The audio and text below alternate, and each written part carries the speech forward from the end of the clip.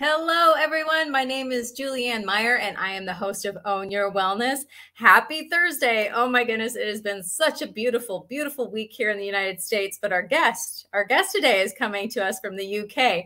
So with some doing, it took with the time difference and everything to make this happen. I am so excited to finally be able to have this conversation with Nava Carmen. I'm going to bring her on so we can meet her.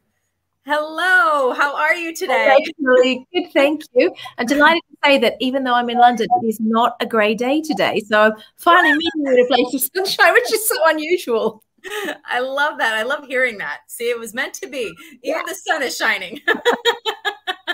So not everybody is familiar with who you are. So I'd love for you to share a little bit about yourself and your own wellness journey.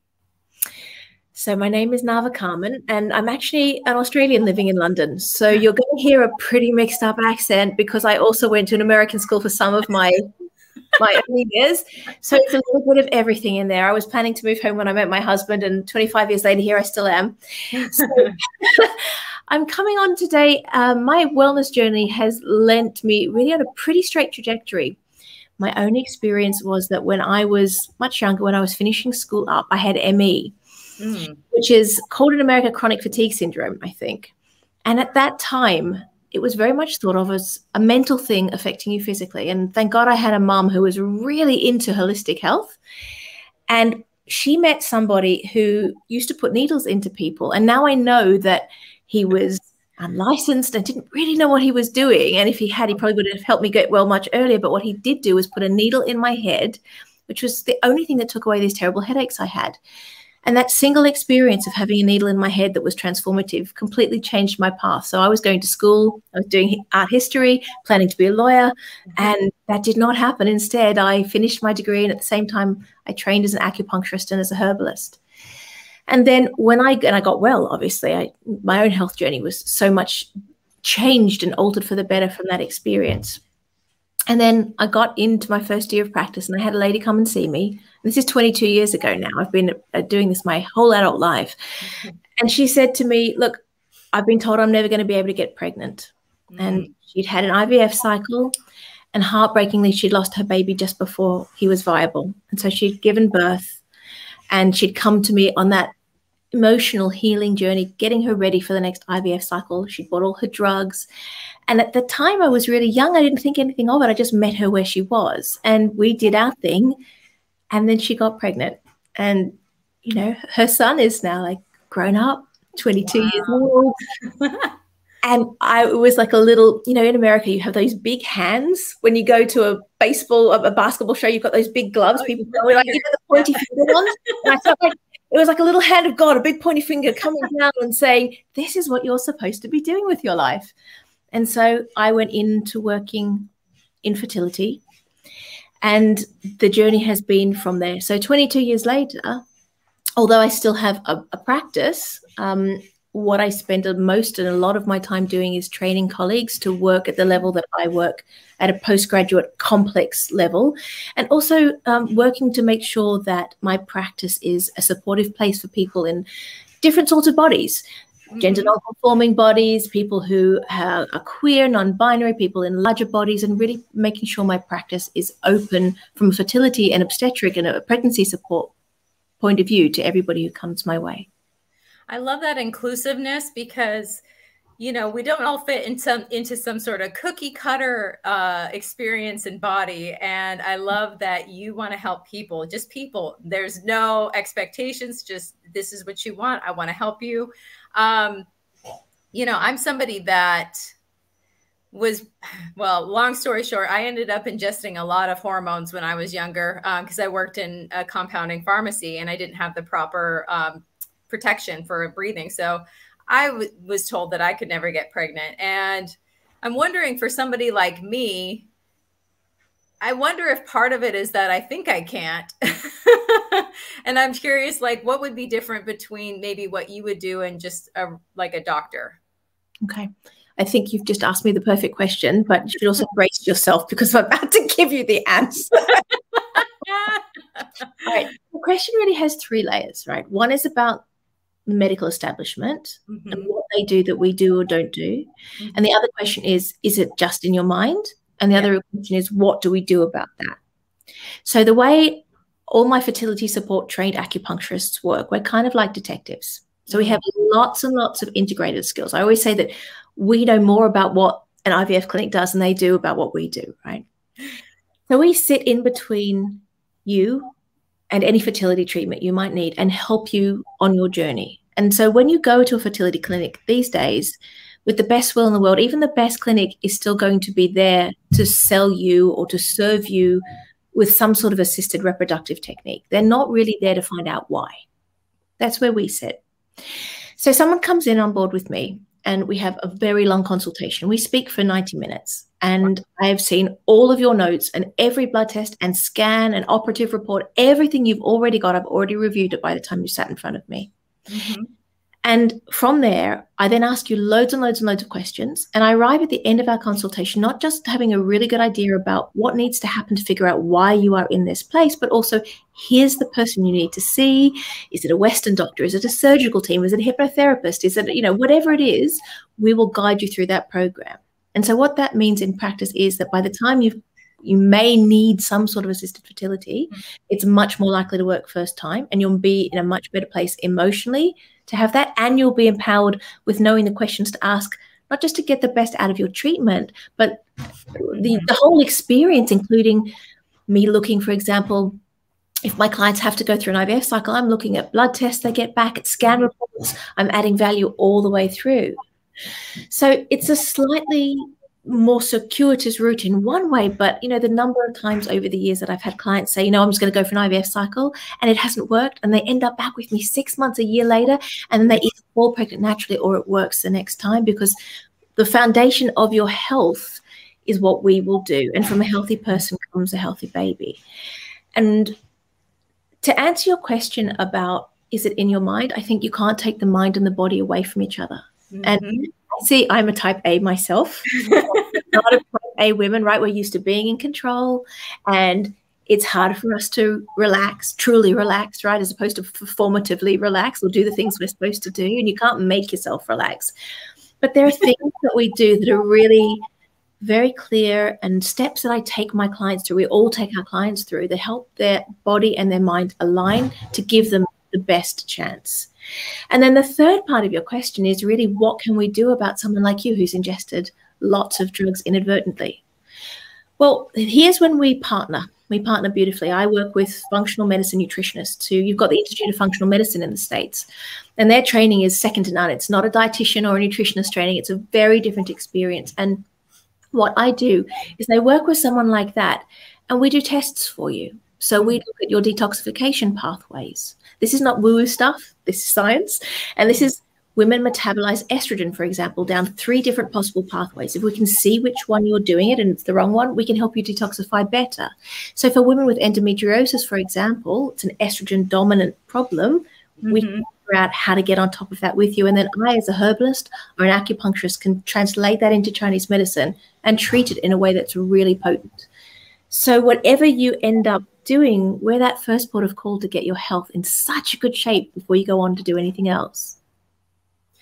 I think that that's amazing because, well, I have a cousin that is an acupuncturist and her partner happens to be an herbalist. So they partner up really well together. And my uncle, her dad ended up with stage 4 cancer of some sort. It was really aggressive. And now he's been in remission for at least 10 years. And he was riding his bike to chemotherapy and radiation and all this. His bicycle, he was riding his bicycle, and it had everything to do with the herbs he was taking, the food he was eating. I mean, of course, he still did Western medicine as well, but if he hadn't done those other things, he certainly wouldn't be here now. So I just love what you do. It really hits home for me.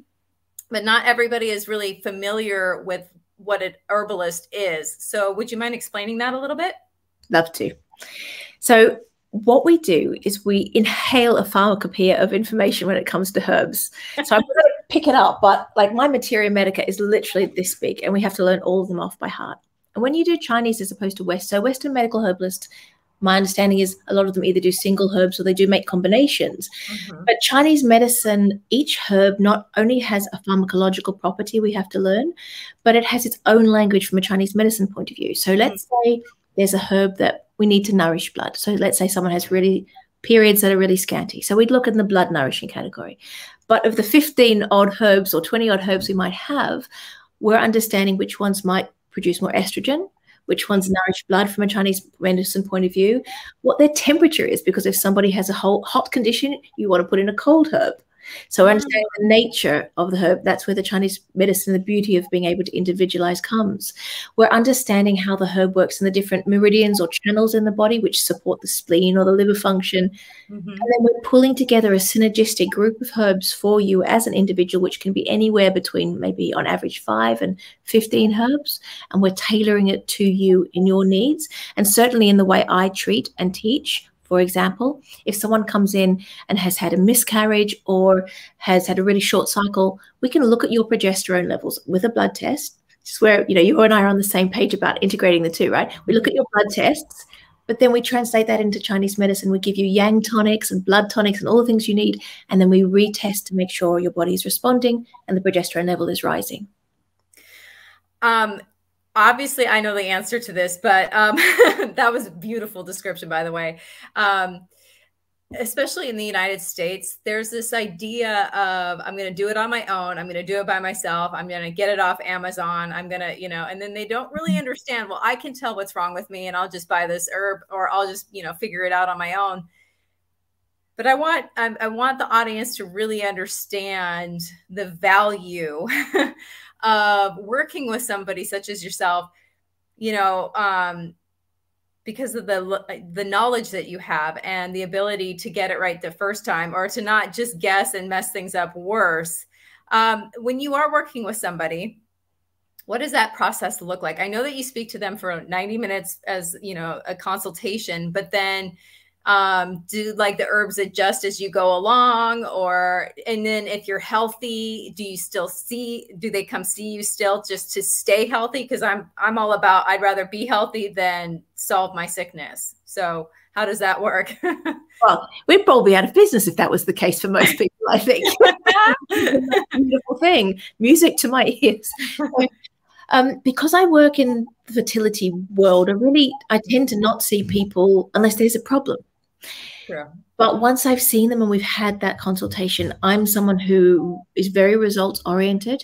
And what I know is it takes, and this is what I'd love to be out there in the world, is that it takes a minimum of 3 months or 3 cycles. And they're different, right? Because someone will have a longer or shorter cycle, but 3 cycles to really make a change that is good enough that we then see a different result. And I really want to explain why. It's because the body goes in and with fertility recruits a whole load of primordial follicles that eventually over a 3-month period will end up at that one follicle that releases an egg. And that whole series of several 3 months that goes on in which that follicle is recruiting and maturing that single egg, that's the environment. And that is the thing that we seek to change, to then change the outcome, to change the egg quality, to change the blood flow, to change the hormone levels. And so we change the outcome only if we have enough time to do the work.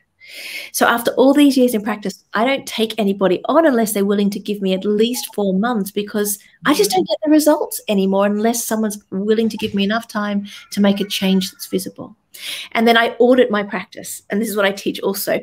So when I audit my practice, I look at all of the outcomes over all of these years. And what I can see is that when I'm done with those really intense 3 or 4 months, it's like I've turned back the clock and you're starting again from the very first time you tried. And then you just have to give it enough time for it to work. But that said, also, I think that after about 6 or 7 months, at that point, if it hasn't happened, that's when we start to bring in the Western medicine. You've got to give it enough time for it to work. And of course, it's age dependent, right? It's different when you're 44 than when you're 30. But we integrate all the way. What tools do we have to make sure that this is working for you? No, I love that so much, because nobody ever gives you a timeline. It feels like I want to know, because especially, and I keep saying in the United States, but that's where I've spent most of my life. You know, it's a microwave society here, and people want it right now, and they don't want to wait. But if you're told, okay, minimum 3 months, 4 months, I can understand that. That makes sense to me, because you didn't get where you are overnight anyway. So it is going to take some time to create that environment for your body to be able to produce that baby. So I love what you do. I just, it warms my heart, because you take these principles that a lot of people don't understand from like Chinese medicine and acupuncture, and you make it not woo-woo, but more or less scientific, so that people can really understand and digest and actually choose that for themselves. Because I want people to be able to have the opportunity to have that child if that's what they're aiming for. So my question then too is, obviously during the pregnancy, they need to keep their body as a temple for that, you know, creating life. But let's say they want to have another child later. Is it something that they'd have to go through the whole process again? Or is it something that just sort of depends on the person and how well they take care of themselves? Or what would your answer be for that? My answer is that if I'm doing my job right, by the time someone's pregnant, most of my job is done. So what that means is that my job really ends when the baby is born, the breastfeeding journey is well established, and the parent is feeling fantastic. But to get there, I want to have done all the work before conception, so that that was a beautiful experience where they may need a tweak, they may need some support. You know, I'm a doula, I attend births, so they may want some support around the birth, although I don't do it as much anymore because I don't have the time. But it's a beautiful journey, right? To go from, I've been told I'm never going to have a baby, to like holding that baby in your arms and you've been there when it's born.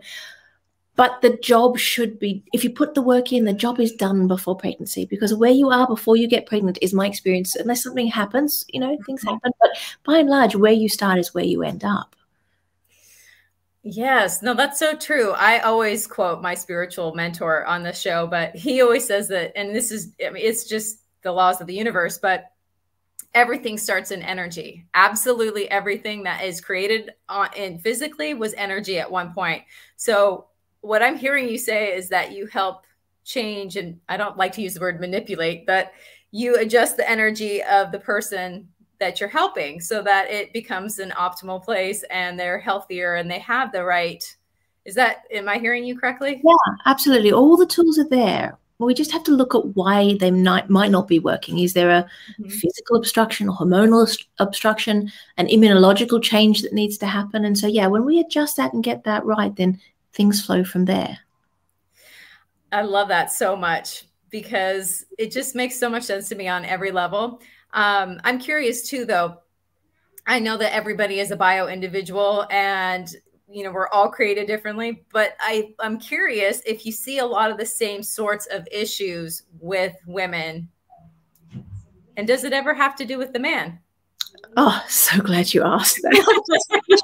3-part rant on sperm. So let me distill it. Yes, it really, really does. They are the sperm is 50% of the equation. And we live in such a patriarchal society, and there's so many problems with how the medical system is set up, in the sense that it is always looking at the woman. And there is also a problem in the sense of we have a lot of toxic masculinity getting in the way of men having those regular health checks that would pick things up. And Yeah. so often now we're getting, you know, I don't know if you're aware of this, but why should you be? But sperm counts have declined by 50% in the last 50 years. Oh, wow. I didn't know that. That's This is like pure, there's a beautiful book I'd encourage everyone to read by Professor Shanna Swan, who's a scientist who wrote a book called Countdown. So she talks all about this. But what we see in practice is that the women's egg quality is supposed to be on the 50th percentile, but they've had to lower the acceptable sperm down to the 5th percentile. And so we're looking at lowest common denominator. And so most clinics will only test top-level sperm quality, count, motility, which is how fast they swim, and morphology, which is the shape they are. And if they're something broadly acceptable, they're great. And if it's not, they'll use something called ICSI, which is a procedure where they actually take the sperm, they have to chase it around in the petri dish. This is not a nice thing. Break its tail to get it, put it in the egg to fertilize it, right? It's quite a hardcore procedure. It's not natural selection anymore. No. And they're doing that to increase fertilization, but they're also using it now to bypass a whole host of issues. So rather than treating the man, they're bypassing it. And we're just starting to see the severe epigenetic implications for that. We're starting to see the first batch of ICSI boys starting to be able to give sperm tests and seeing that the problem is not just passed on, but worsened generationally. So my concern is, without dealing with men's health, we're creating a race of children who are only going to be able to produce through artificial means. So taking back our understanding of how important the man or the sperm is, procedure becomes all the more important. So in my clinic, we don't just do top level. We look at the DNA of the sperm and we look at, is there infection? Is there a bruise in the testicles? Is there problems with scrotal temperature? You know, we really look at the other half of that equation to make a difference to the outcome. That's impressive, because I know, like I said, even all my questions were geared towards women up until now. That's just a testament of how true that is. You know, I was just thinking about how, since it is a two-part creation, you know, it's not all the woman. How hard do you find it for the men to come in and see you? I mean, is it something that takes a bit of convincing, or what has that experience been like?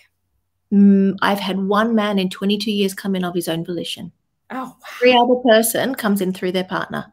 And often comes in because I'm looking at this and I'm looking at, so for example, did you know that if you have poor sperm DNA, you are less likely to have fertilized embryos, you are less likely to have normal embryos, and you're more likely to miscarry?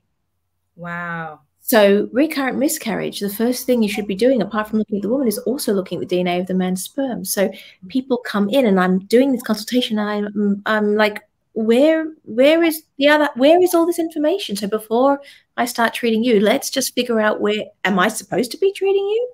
Yeah. Or am I supposed to be treating your partner? I love that. That also goes for clients who are in trans bodies, or gender non-conforming bodies, queer people who are going through maybe a fertility preservation experience, to really understand what that experience is like for them, how they're presenting to the clinic. Is the clinic going to be conducive to them, understanding the role of their meds and coming off or on them, producing sperm if they have been on estrogen, for example, understanding that journey for all sorts of people. And how hard, another layer of difficulty for them, or people who are in bigger bodies, for example. I have clients in the UK who effectively have eugenics practiced on them because they're told, your BMI is too high. I won't put the embryos, the fertilized embryos, back in you because your BMI is too high. But we know that BMI is a terrible measure of health and fertility. And we know that having a high BMI is not a bar to getting pregnant. And so people's embryos are held hostage. So really supporting clients through every facet of that journey and understanding that sperm occurs in all sorts of bodies is such an important conversation to have too. So a couple things come up for me. And one is that, I mean, like when you were talking about people who are in larger bodies, you know, that's a misconception. So what are there other ones that most people aren't aware of? In terms of people in bigger bodies? Well, just in general, about getting pregnant, about fertility. I think the idea of having to relax to get pregnant is a really charged one, and I hear it a lot. And top level, yes, it might be true. But the reality is the way we live our lives these days is the last thing that's conducive to relaxation. So what I find is that when I'm working with people, giving them back a sense of control in the area of fertility and having a step-by-step program they can follow takes so much of the stress out of the experience that relaxing happens inadvertently. It's a byproduct. Exactly. And when we're looking at people in different bodies, for example, there is often a perception that you can't be fertile if you've been on medicine to change your body or your hormones. There's a perception that you cannot parent or you cannot create a family except by, it's people who have to be super intentional about creating families. They really go into it in a very different way. So, for example, in the UK, female lesbian couples, you can't, you're not allowed legally to buy sperm off the internet. You have to go to a fertility clinic. So when your fertility is predicated on you having the thousands and thousands of pounds to access sperm, you are super intentional about that experience. It doesn't happen by accident. So the misconceptions there are around how you create families also is something that should be talked about more, and that is absolutely surmountable by compassion and knowledge. That's, those are things that, as a person that doesn't work in that industry, I've never thought about. And I feel like there's a missing compassion. I feel like there's, the lack of knowledge just creates almost a fear in a way. What I'm wondering too is, it seems to me like there's such an emotional aspect to fertility that, you must have to address somehow, because it's charged with emotions. I mean, and then, we keep our issues in our tissues, as they say. So, so, if you're stressed out and worried about all that, the odds are not in your favor. So, is that something that you offer? Do you have a community for people, or do you help people find other people like them so that they don't feel so alone and supported? So I have a group of people I have worked with for a very long time, a group of therapists. So I find that my job can be, I am walking step by step with my clients, but I'm doing, although a compassionate job, quite a technical job, because I'm trying to alter hormones and change immunological results, and I'm doing really specific things. And so I feel very strongly that I have to be aware of where my skill set ends, and when we are therapeutic in our practice, but I am not a therapist. So in knowing where my skill set ends, I pick really carefully. And I have a group of therapists I've worked with for 15 years to say to my client, look, here's a pool of people. You might talk to these 3 people. I think they may support that aspect of what you need. And so that said, even the act of holding somebody's hand through a journey, there's a word called companioning. I don't know if you've ever heard of it. I haven't, but I like it. A word developed by a guy called Alan Wolfstadt, I think I've got that name right, around the journey when you support someone through bereavement. But actually, it's a set of compassionate principles. And you doula in that same way. You step through a journey, a non-judgmental journey, with your hand held out to people who work with you. So although I am trying to do something technical, the simple act of me giving all my concentration and energy to figuring out the why, to explaining everything so people feel empowered by knowledge and understanding, demystifying processes and giving action points can be such an important and relieving aspect that it frees up the therapist to then work on whatever's coming up just from a psychological point of view. That is such a good distinction too, because it's not one-stop shopping. You're staying in your lane. And especially I always think of it in Western medicine terms. I would never go to my doctor to ask about nutrition or medication, because that's not their lane. They don't know about those things. So that's not who I'm going to ask. So not that they're not knowledgeable, because they are, but not about those things. It's not their wheelhouse. So I love that you talk about that, because you can still point people in the right direction, but yet you get to focus on what you do and focus your energy in the most effective way. So I love that. Circling back around to something you brought up earlier, which was, why would people come and not do it themselves? And I think you hit the nail on the head, right? if you strain your leg muscle, you won't go on the internet and try and figure out which muscle it is and how to do the right exercises. You go to a physiotherapist and get some rehab, right? So you go to your doctor to say, can I have some blood tests? Or you go to nutrition, like you go to the place where someone can get you there on your journey. Exactly. You outsource the knowledge to someone who knows. Oh, it's beautiful. All right. So on that, we do have to go to a commercial break, but that seems like a perfect place to stop for now. So hold on just a moment. We'll be right back. Oh my goodness. I don't even want to stop this conversation. I've got a million questions already, but before we go, I want to say hello to everybody who's watching us live. As always, you are so appreciated, but we do have to go to commercial break. So we'll be right back after these messages.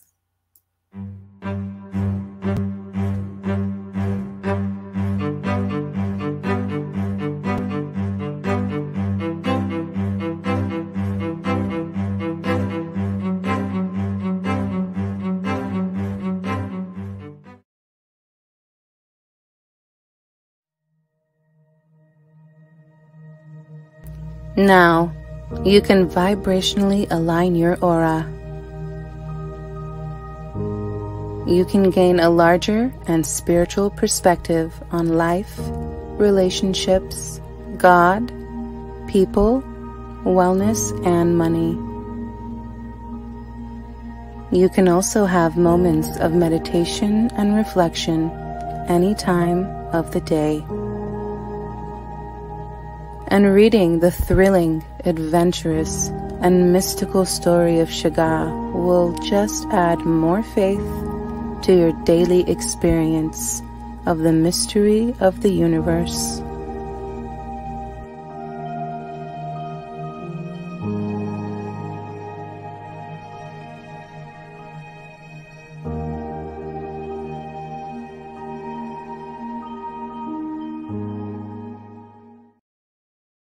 When drug or alcohol addiction take over, things begin to disappear. Your friends, your family, and eventually, you. Recommended by Dr. Phil, New Method Wellness can help get your life back with individualized treatment plans for dual diagnosis clients. New Method Wellness provides the most highly credentialed treatment in a safe and welcome environment. Call New Method Wellness for your free consultation and ask about our national accreditations. Together, we can put the pieces back together.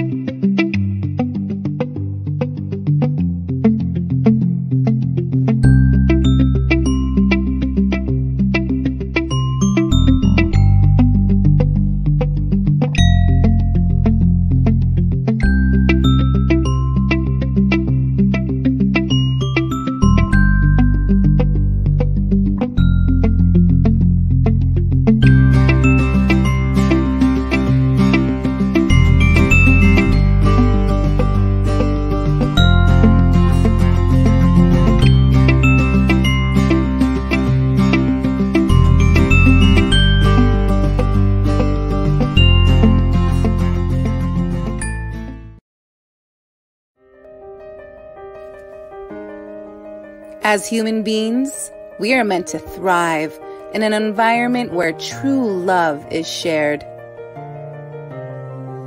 where we are welcome just as we are, a space we connect with others with the single purpose to find God as love within, a place we learn to raise our consciousness and vibration for happiness, wellness, and wealth creation. Transformative, an online spiritual gathering for everyone. This invitation is sent to you by www.livingfaithschool.org.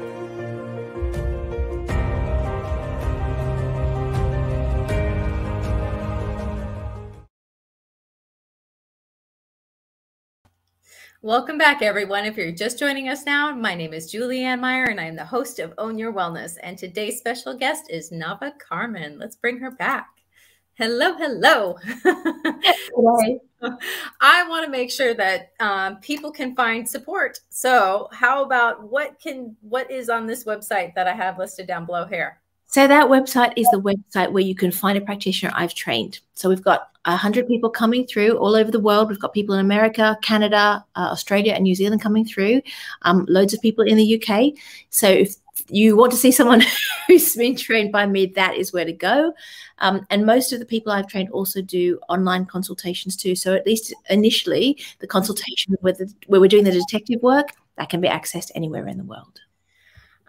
That's amazing. And so here's the thing that obviously people who come to this site, I know that they can expect a high level of support and knowledge. But what about people who are maybe not in the area where, you know, one of your practitioners is? What kind of questions should people be asking? Because not all people are created equal, and you never know if you have a good practitioner or not. So what kind of questions should people be asking?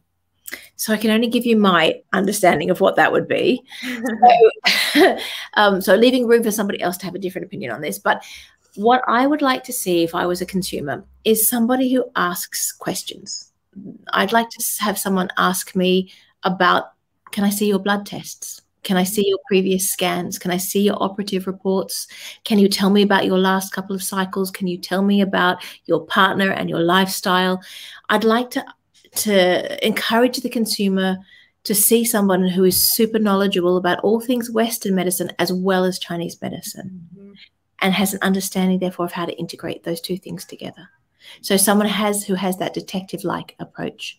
And in America, I've got to give a shout out to ABORM, which is the Association of Reproductive and Oriental Medicine, I think it's called.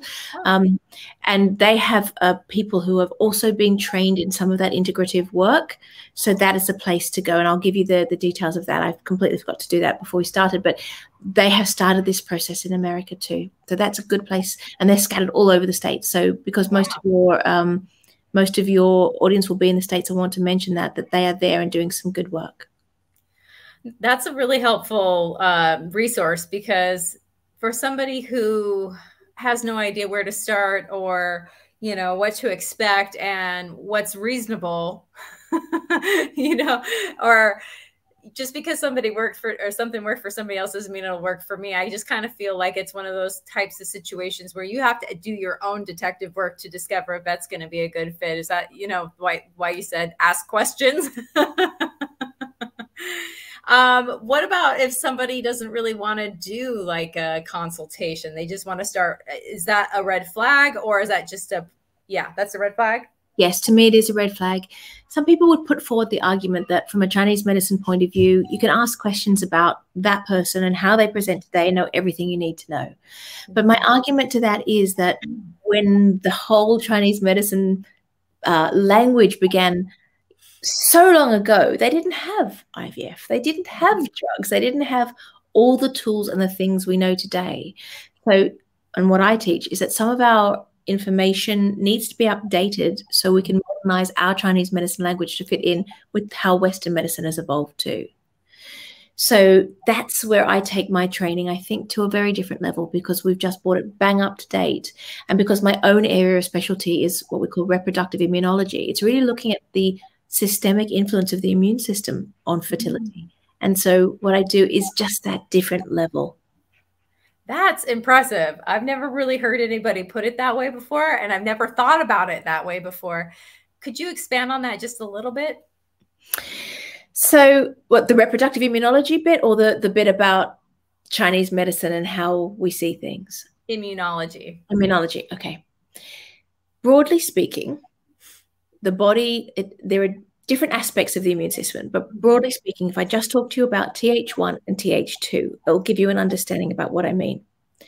Th1 is the bit of the immune system that encompasses something called natural killer cells, and we all really need those. We need those because those are the things that fight off viruses, bacteria, cancer cells. They all need to be in the body. And actually, in a pregnant woman, they have a lot of natural killer cells. They're there to stop the placenta from overgrowing. Right? Without them, the placenta will overgrow the entire uterus and there's no room for the baby. They perform a really important function in the body. The Th2 is the modulation of that. So to stop the body overly attacking, it regulates. It allows for some suppression. It allows for that balance. And those two things should balance each other out. But in practice, when it comes to reproduction, it doesn't always work. Sometimes we see a Th2 dominance. So we see people who have allergies, chronic rhinitis, a chronically blocked nose, sinusitis, who have raised lymph nodes all the time, who have chronic fatigue, who have all sorts of food allergies and gastrointestinal problems. And because the immune system, the seat of the immune system is in the gut, and plus also up to 80% of our neurological, our emotional makeup comes from how things work in the gut too. The gut is super important. And then what can happen when that's not working well is that the other aspect, that Th1 aspects, which should be held down by it, become dominant. And that means that instead of an embryo being seen as self, it becomes non-self. It's seen as a virus or a bacteria, something to be fought against and something to be cleared from the body at all costs. And what that means in practice is that I see people who are either having unexplained infertility, or having multiple failed IVF cycles, or they have recurrent miscarriage, along with sometimes all the other, gastro and allergy profiles. And we know there's something wrong with the immune system. We can test for it now, and we can treat and retest for it. But understanding how all pervasive the immune system and the gut influence is in the body is an absolute game changer for people who are in that position where they don't understand why they haven't conceived when everything's looking good, or when they're continually miscarrying, or when they've had these multiple failed implantations. And so I teach about how the immune system works in the body. That's amazing. I actually have a really random question that you may or may not know the answer to. So feel free to say, I don't know. You were talking about how most things are solved in the gut. And I know that as well. But what I'm curious about, and I'm curious for the audience, is could something like an allergy or something that's like, say, you're constantly have a runny nose, for example, or there's a constant sinus issue. Can you solve that issue through working with your gut? Yes. I will explain. So chronic rhinitis is like the tip of an immunological iceberg. There will be a reason that is happening, right? And it will also be often representative of how we are emotionally, because so much of the neurotransmitters are in the gut too. So when the gut is off, it will never just be an isolated symptom. There'll also be other stuff happening too. And so, for example, I have some clients. So to give you an example, I've got a client who has had food poisoning from 20 years ago, and kind of never been well since. And all of their symptoms have progressively gotten worse, including rhinitis. But the rhinitis is the end point. I have to go back and figure out that this thing was the immune trigger, and how do I deal with this thing? And then we track back and we solve the rhinitis. So that detective work goes on all these levels. Oh, that's amazing. So my next question is, so if somebody's, they're having fertility issues, would there be other, because obviously I would assume that there's other symptoms going on in their body that might show up. Are there things that you see that might, or is there even things like food sensitivities, or what are some things to look out for? So everybody as an individual has a makeup of things that will be important to them. So, and it can be random. Chinese medicine done really well asks lots of questions, because the fact that there may be rheumatoid arthritis in your family, you don't even have it, but it's in your family, that can be significant for your fertility. Oh, wow. And yes, if you have food allergies, if you have chronic rhinitis, if you have hypermobility issues, even that can be significant as a clue to tell us what's going on in the body. So the reason that certainly the way I work and the way I train, the reason we spend so much time asking these questions is because even the most random stuff will mean something to us, even down to, do you have clots in your period? And if so, how big are they? And what color are they? That can mean something different for us in terms of how we would diagnose and treat you. So even the smallest things are really important. And that's not the way Western medicine usually works, right?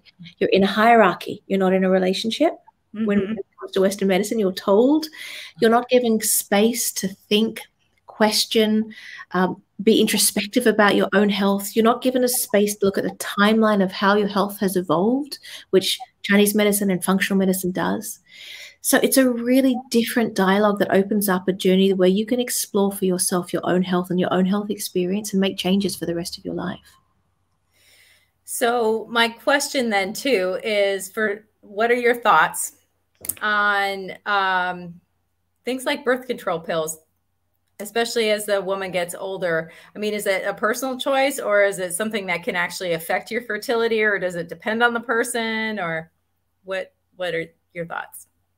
Can depend on the person. Some people are absolutely fine. But when you understand how pills work in the body, there are different groups of them, and they have different levels of estrogen and progesterone. And people assume that because you're stopping a pill, for most people, they don't run pill packs together. They stop and then they have a bleed. But it's not a period. It's a breakthrough bleed. And so it does have implications for what happens if you're holding your body in stasis for many, many years. It can have big implications. So, for example, if someone is put on the pill quite young for contraceptive reasons, let's say at age 16, 17, 18, what it can mask is polycystic ovaries. What it can mask is endometriosis, and it's only when you come off it then you start to be symptomatic.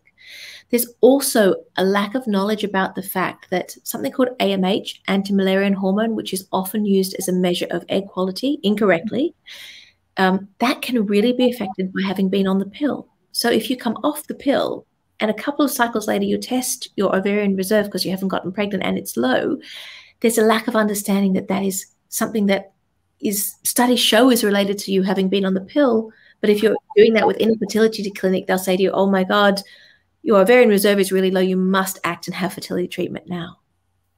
So the pill has all sorts of implications potentially for women, but it is really down to them as an individual, because some people will be absolutely fine. We tend in our clinic to have a biased view because we see the people for whom it is not fine.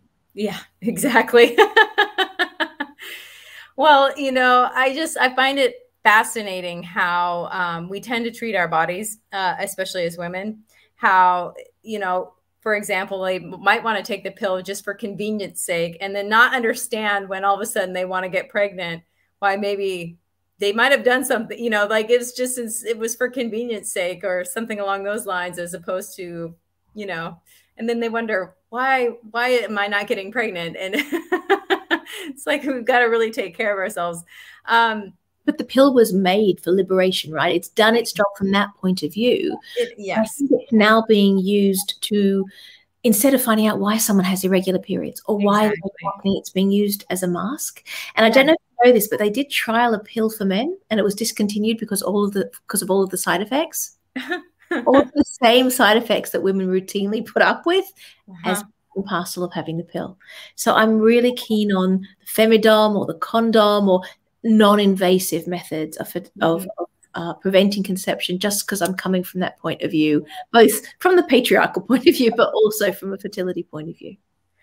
No, that's beautiful, because, you know, and that's the thing too, is we tend to do things, like you said, to mask. And so we don't even really understand what's going on with our body, and it's just not getting any better. And then all of a sudden, when we take away that mask, all of a sudden the issues are front and center. And that's when you find someone like me. Exactly. And we sort it. Exactly. So I know that you have another website here. What's the difference between this and the first one that we popped up? So this is me. This is just me as a practitioner. Love it. I have a really long waiting list, so I'd always encourage you to see someone I've trained. They can refer to me as a herbalist. It's a service I use to support them. So you can see my waiting list if you want to see me as a herbalist.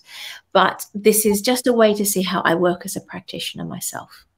Oh, and even if they don't have the opportunity to work with you per se, then they can have a guideline for what they'd want to look for in somebody else. I love that so much. So when it comes to being an herbalist, is that something that you have to do in person, or is that something that you can do remotely? So I have clients from New Zealand to Hawaii. You can access it remotely. Now, when it comes to working in America, it's a little bit more tricky. I have to work with a practitioner in America who is the responsible dispensing party, because I'm not physically there. But anywhere in the EU, anywhere in Britain, anywhere in Australia or New Zealand, I'm able to give the herbs. That's amazing. And then about acupuncture, do you still do that? Is that part of the process? Can you explain how that would help with fertility?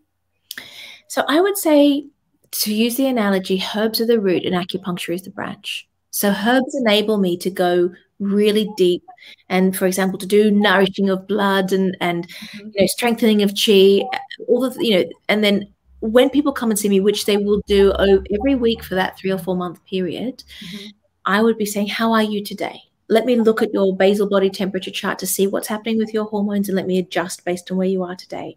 Did you sleep well last night? Do you have a headache? So the two of those things, pardon me, go together hand in hand and make a beautiful combination for my clients. That's amazing. And just because a lot of people don't necessarily know too, what's the difference between acupuncture and acupressure? One is with a needle and one is not. But just to demystify it, rather, acupuncture needles are not like when you have a blood test or anything like that. They don't have to be big enough to draw blood. They are literally the size of a hair. They're tapped into the body, getting it through the first 0.5 millimeter of skin where there are nerves, and after that, just flesh. So you should have sensation, but when you have acupuncture, you should never have pain. So if you do have pain, is that a sign that it was not done correctly or that there's a serious issue? Well, everybody has different techniques, and there are some very hardcore needlers out there who want to obtain what we call de qi. They want to obtain a strong reaction, which can be painful, and there are some people for whom that will work.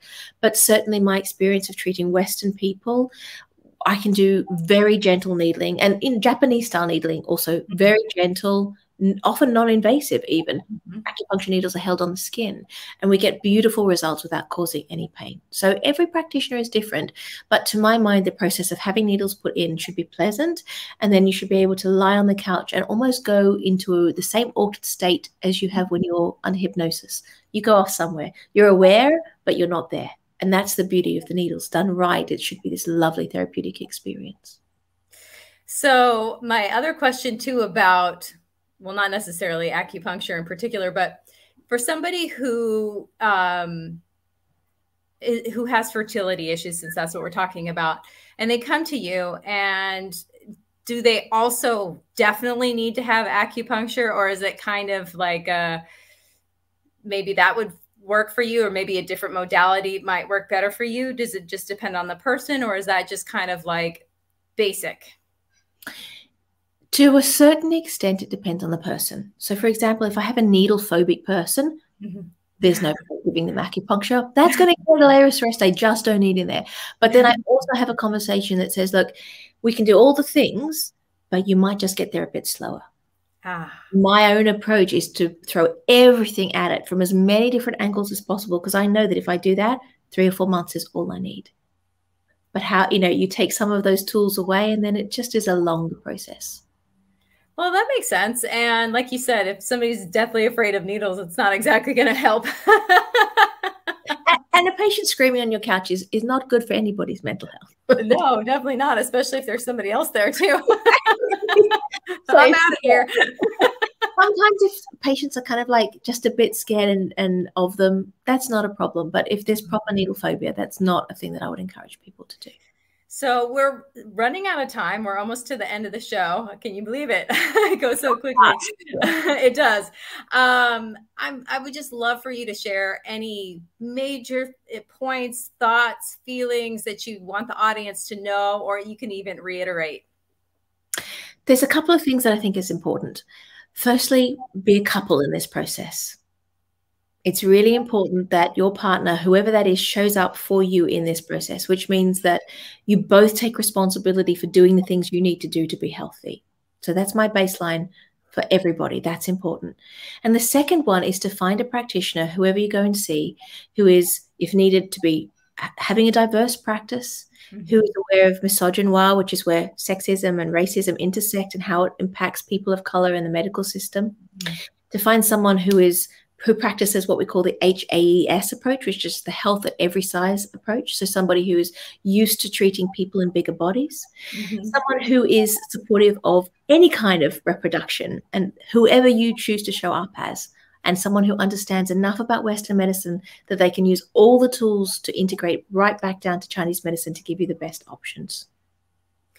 That is, yeah, no, I mean, I love that you help everyone, and that, you know, there's different parts I never even thought about because I don't deal with those sorts of discrimination and that sort of those sorts of problems. But it's got to feel pretty lonely for people that, and then to try and go to somebody who doesn't understand you or isn't willing to.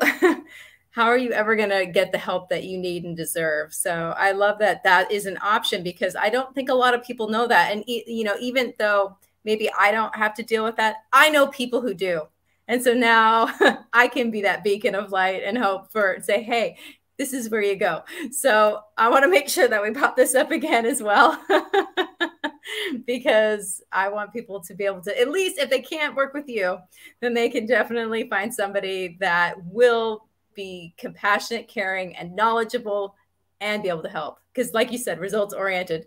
That's the whole point. We want to see the baby in the arms at the end of this process. Exactly. And hey, you know what? You know if it worked or you didn't. So, and then also just, I want to make sure that we pop this one up as well. And this is where people can find out about you in particular, correct? Just me as a practitioner, yes. Amazing. That is so, oh, I'm just so awestruck. I am so glad you're here today. You made my day. It's lovely. It has been. I really appreciate you being here and letting us know what to look for, you know, how to be. Oh, goodness. And yes, you were amazing. So thank you so much for being on the show today. I really appreciate you. Oh, that's the end. Oh my goodness. I can't believe it. I could ask a million more questions, but that's all the time we have for today. So until next week, have a great weekend.